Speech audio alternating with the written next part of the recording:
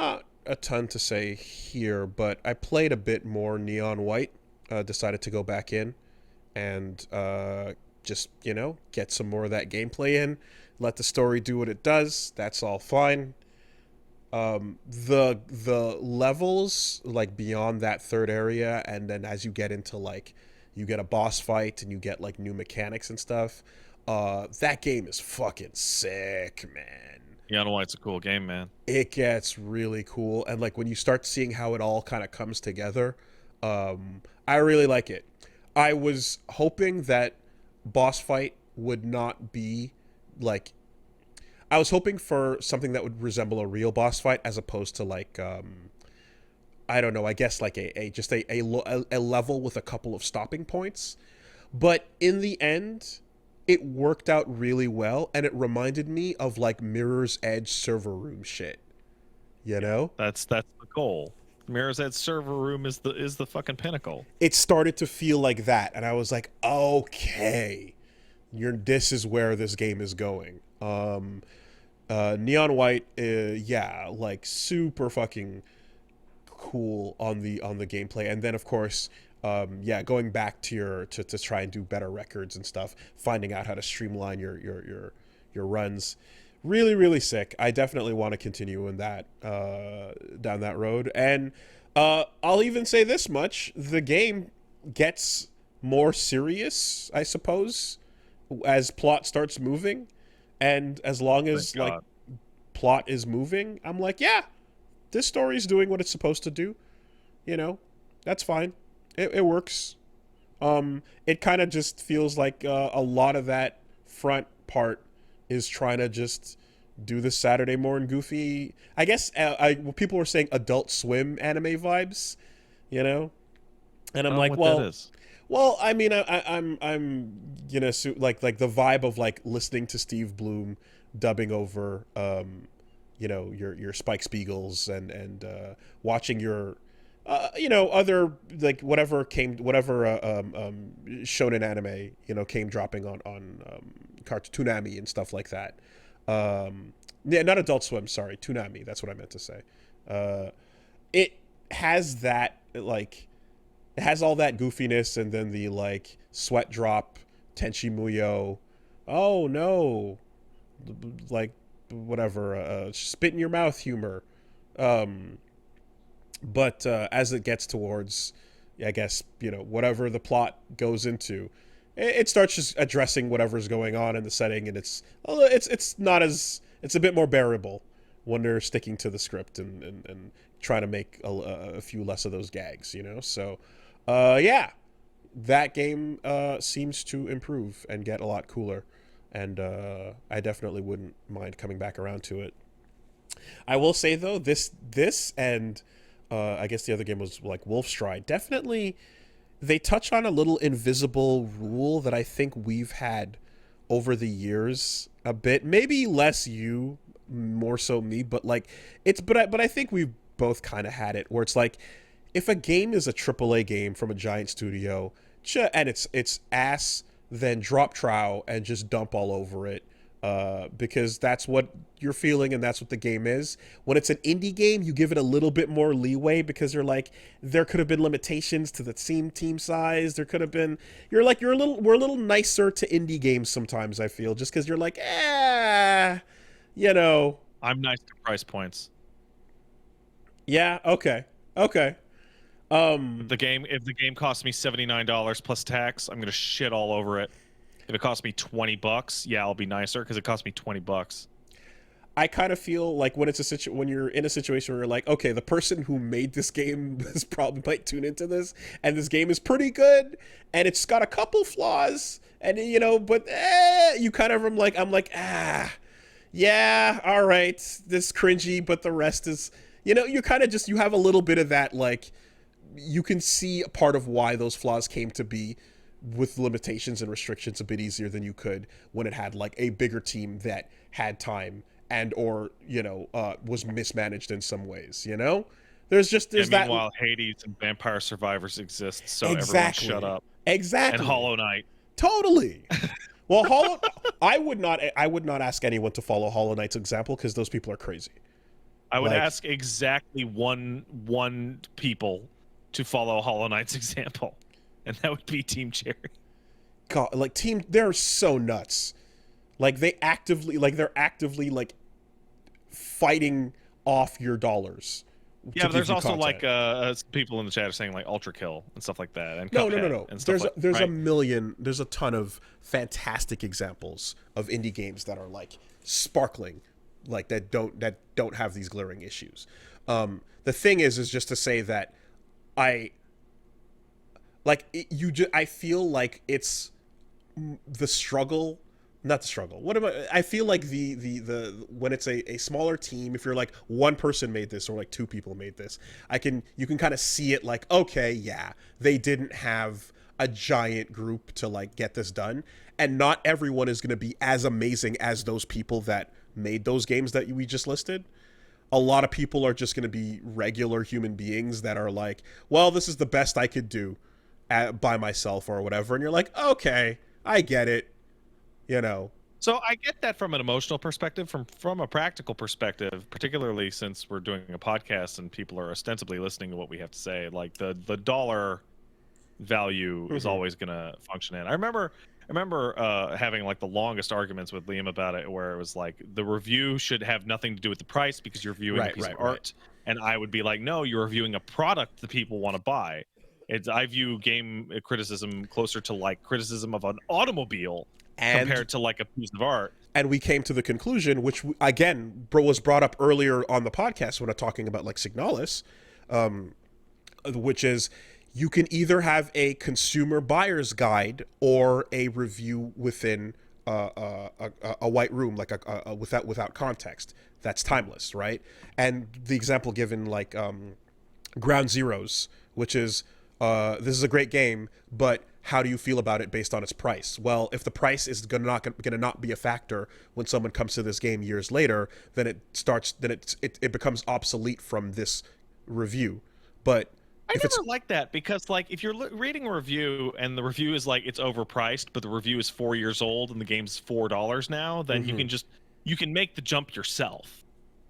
You can, but I do think that like there's those two things have separate goals, and by setting out those by making it clear what the point of your goal is here, you inform the person who's looking to either buy it or see what your feeling on this content was, you know. Like I feel like you can look at it and go, this game is like whatever you say, whatever that amounts to, but you make the jump yourself. If you used words that were kind of descriptive, that were like conditional to the pricing, then that ends up being way more than just never mind these flaws, it's fine, the game's free, right? Like if you have to kind of put those asterisks in place, they have a valid place if you're trying to if people are trying to figure out, should I buy this game, yes or no? But if that's not what you're looking for, if what you're looking for is how does this game, like how does this game stand up as, you know, a whatever the genre is, how does it stand up compared to others in its you know, predecessors, and how does it stand up as, like, you know, whatever story, art, all that shit coming together as just a cool, valid entry into the video games medium, you know. And see, here's like, the thing. those are two separate things. I think that 99.9% of game reviews are product reviews. And even if they're attempting to be criticism, they're not, because they're on deadlines for the game's release as part of its product cycle. Games criticism, like book criticism, is not, oh, I got the book, I have to read it in 2 weeks and then provide my critical thoughts on its content. Right? Book criticism is, this book came out 60 years ago and I've read it 400 times. I want to talk about the themes. Like, a good example of games criticism is every article I've ever read the Doc has ever written, right? Or some of the stuff that James Small used to write. Stuff that it has nothing to do with its release, has nothing to do with its Tim price. Rogers, Tim Rogers stuff, right? Tim Rogers, fucking Joseph Anderson, Racevic. That's criticism. 99.9% of stuff, including everything that we pretty much say on this, is like, hey, is it worth the money? Right. So all this is to say that essentially when you're going through a when you're looking at an IGN review or a Polygon review of something, in a lot of cases it's like it's a simple should I buy this, yes, no. But the other thing we're describing that still gets called a review is actually analysis, you know, and whether or not 99% of what you see out there is a consumer buyer's guide, there still is place for analysis. Oh, And I absolutely love analysis, but it is legitimately very frustrating to me when it is like, hey, I got the game for review for free, and I was on a fucking 4-day deadline to bang it out as fast as possible. yeah, And then to turn around and say, well, money has nothing to do with it. Well, you didn't even fucking buy it yourself. Of course money has nothing to do with it. yeah, Like, I think back to when I was like 14 and I was broke, and I chose to play I chose to buy FF9 over no, FF9's I was pirating at that point. I had friends who chose to play StarCraft over other PC games because they could get more hours out of the campaign and multiplayer, as opposed to a different out of Half-Life, because Counter-Strike didn't exist at the time. Hours are the only thing that matter. Exactly, that type of shit. The thing is, though, is I would say that it's likely that analysis versus reviews, even though the majority of the websites we're describing will have these types of things, and then they get aggregated into the Metacritic score, which is ultimately an aggregation of should I buy this game critique, right?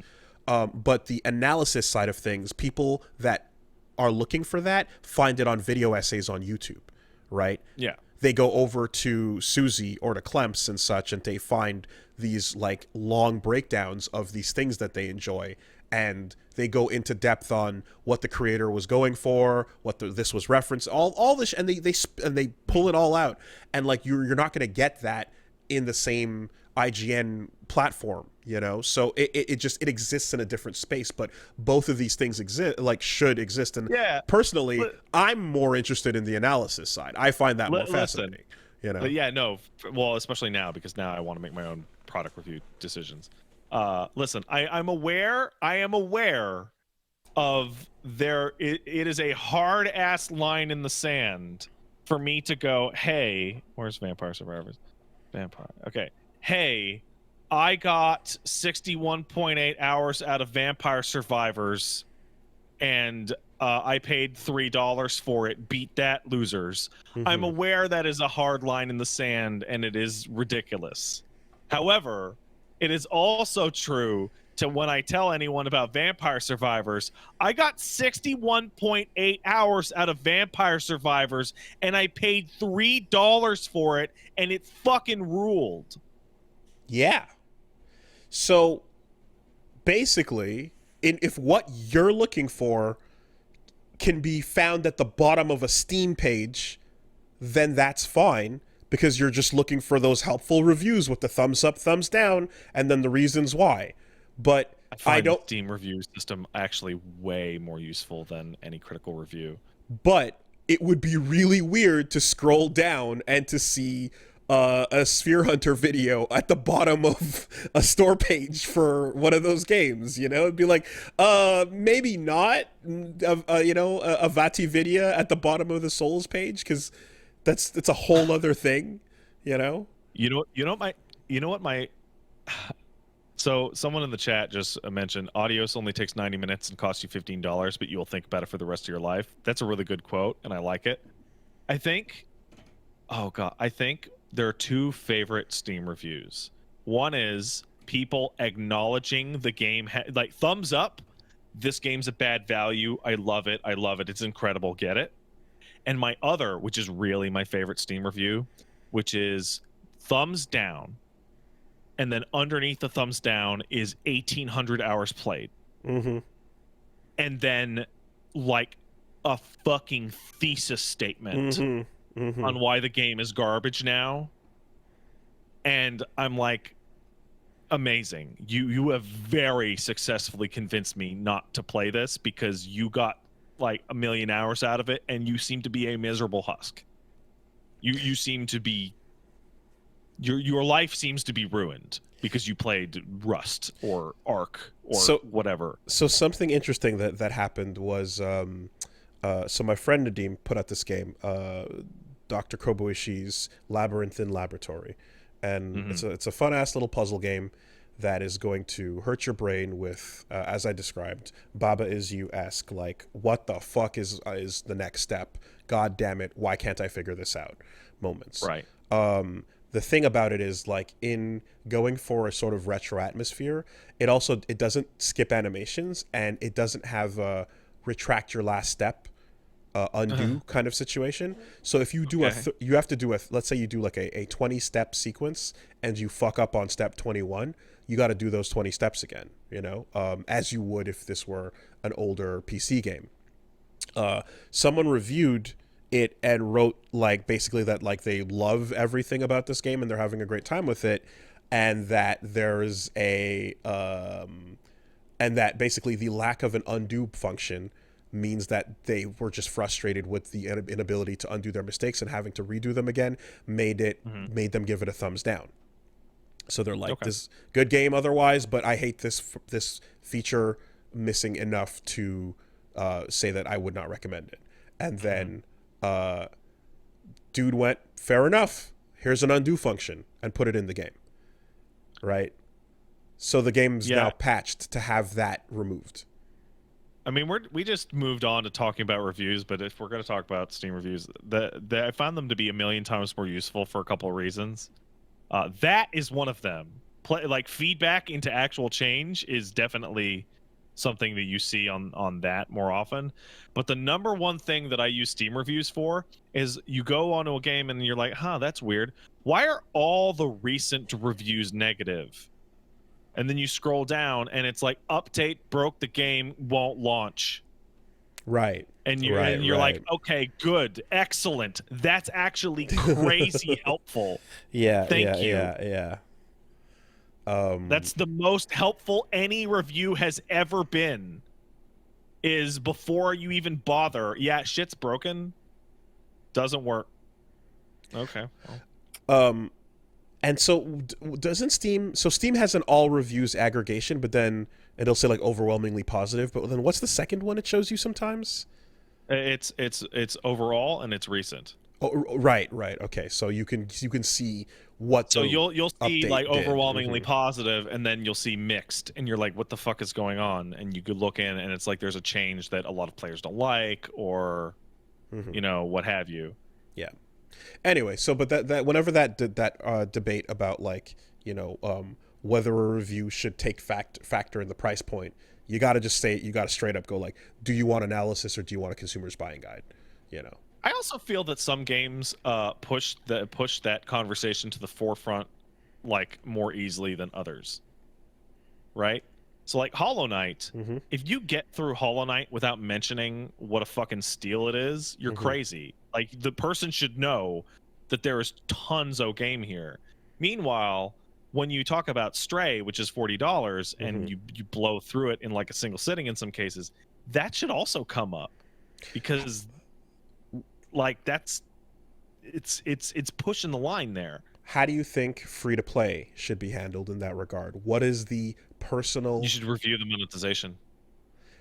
So what is the personal amount of like, this is annoying, but I get there's some annoying features required for a free to play situation versus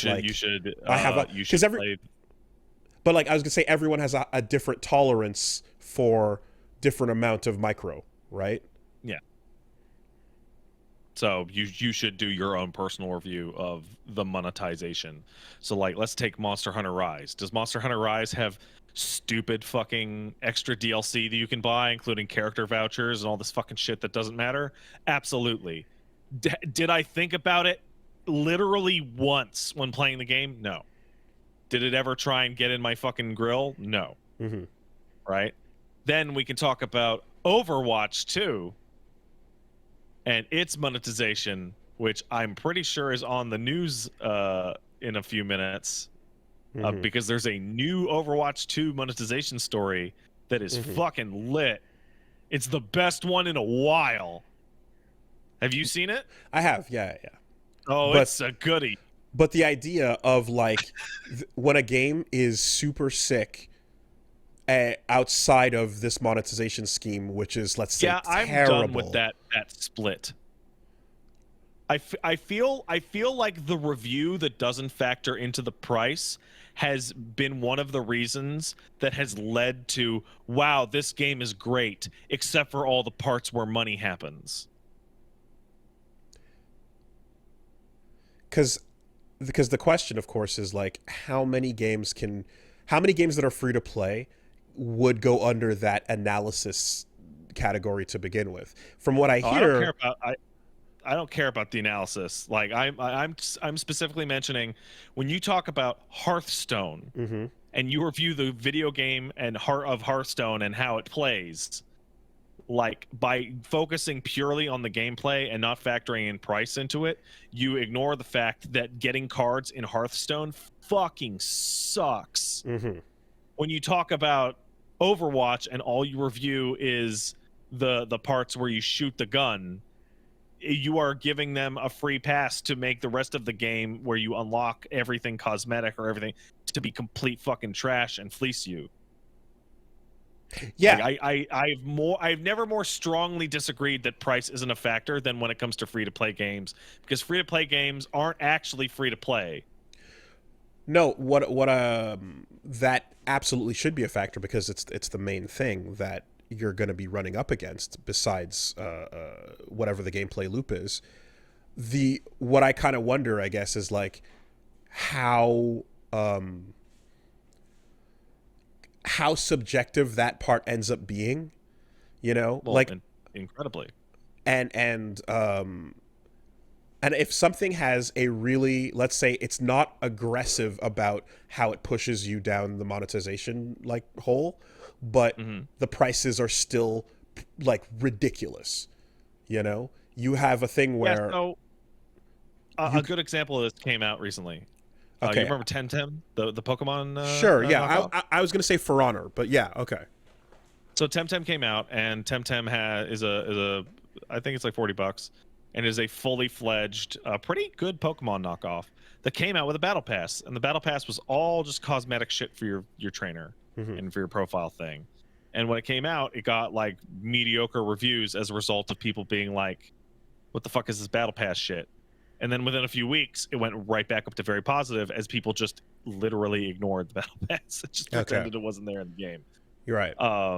In that case, like, okay, it's fine. But then you look at something like Diablo Immortal, in which it's like, hey kids, you want to spend some dollars every fucking 10 minutes. In particular, there's that story that was absolutely wild of a guy who had spent like $55K and had power leveled himself out of matchmaking. The game just didn't have anyone to matchmake him with anymore because no one was stupid enough to spend that kind of money. So what I kind of think of is like, okay, so let's say like we're talking about WoolieVersus, right? That's a game where the battle pass exists, and you can buy levels on the battle pass, or you can buy cosmetics. Fucking stupid, I guess. But you could also just play it and ignore those things, right? Yeah. Now, I also don't care about any of the rewards that were on that battle pass. And I've also, like, and this is just the whole Woolie being fucking unupdated and shit, but like battle passes in general are still kind of like, I don't pay that much attention. I don't care. I'm just playing the game, in a lot of cases. And if it's a cosmetic bit, then I can understand that. I'm like, well, I like that outfit, so I'll buy that. I'm going to buy that helmet or whatever for that amount, and I'll ignore everything else. Like, that's not the typical experience that a lot of people are going to have, admittedly, but I'm content to then go spend the next 50 hours never once looking at any of those things. To me, Rumbleverse might be the worst example possible because all of its cosmetics are dog shit. And I'm actively I'm looking to just get into the game and have these fun little fighting excursions. Like, the parts that are there that are like based around this whole thing, I'm down to buy some of the cosmetics to hide my ugly character shape because I fucking I bought a bunch that I wanted to like make my character look as much as enjoyable as possible to me or whatever. But the point is that I'm not annoyed by the monetization in it, whereas like I'm annoyed by the monetization in other things. But like I don't feel then that my level of tolerance for this, because I enjoy the game enough to like not care about what am I trying to say? Because I have a high priority on how fun the game is to me, the other shit that I don't give a fuck about doesn't negatively affect the game that much in my brain. Well, I obviously, but everybody's personal tolerance for this is going to be subjective. Like, Right. I mean, all criticism is subjective, unless you disagree with me, at which point it's objective and you're a dumbass. Clearly. But Like that, I mean, I think everyone has a little bit of them inside. They're just not willing to say it. yeah. But So when it comes to reviewing one of these types of games, I guess I'm kind of wondering like what the right way to handle that would be. And I guess you just have to go, it's always subjective, the and write your general subjective gist- review and call it a day. the general gist of the way people seem to have handled it is, if they're able to get through the review without the fucking monetization, like literally getting in front of their face and in their way, right? Which gives, like, you know, because if, like, you know, Diablo Immortal is the best example, right? Every fucking 10 minutes, hey, you want to buy some fucking gems? But this leads to the super excellent trend of the Ubisoft method of putting the game out for review, waiting till all the reviews hit, and then turning everything the fuck on that wasn't there before. Like, Ubisoft ships those Assassin's Creed games without the store in them. And then once reviews hit, then they turn the fucking store on. You know what I'm thinking of, and what I'm being reminded of, is Street Fighter V launching and having a focus on like the characters are there, play the system, and just do the fighting. And what else is going on? Don't worry about it. Just focus on the fights and the characters. And how that aged like fucking milk. Oh yeah, just right away too. Even if you're talking about features and modes that I'm never going to play, arcade and survival and whatever else is going on in that. Like, it's not that big a deal to me or especially, or it wasn't, because I'm also, now that I'm thinking about fighting games as like a package that should be an enticing thing that a new player would want to buy. Like, I'm definitely looking at it from all of these different angles and modes like test your luck and shit that should be there. But Alpha 3 is still like one of the most popular fighting games of all time because of World Tour mode. But I remember a point when I was like, I'm just here to fucking hit the brackets. I don't care about anything else. And it's like, that is not going to represent most consumers' opinions on this thing. So as a result, the thoughts and feelings we had about Street Fighter V right on release were of use to no one. They were of use to literally no one.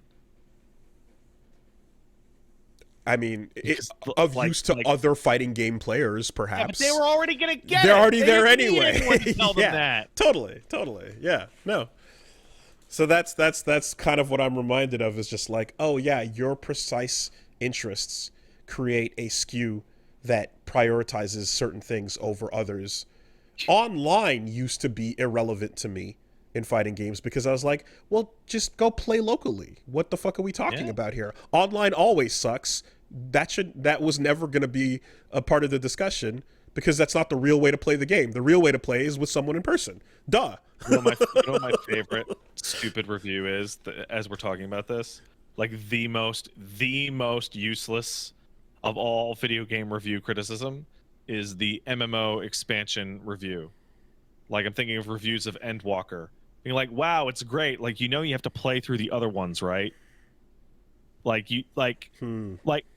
people who are like the 14 million people or whatever they're playing FF14, you think they're fucking waiting for fucking Endwalker to come out and then fucking seeing the reviews and then fucking now I'll get in. No, they bought it the day it was announced. Jesus. Yeah. Yeah. If it's not a standalone campaign, which it never is. Guild Wars has standalone campaigns. Or at least Could you play Brood Wars without playing the original campaign?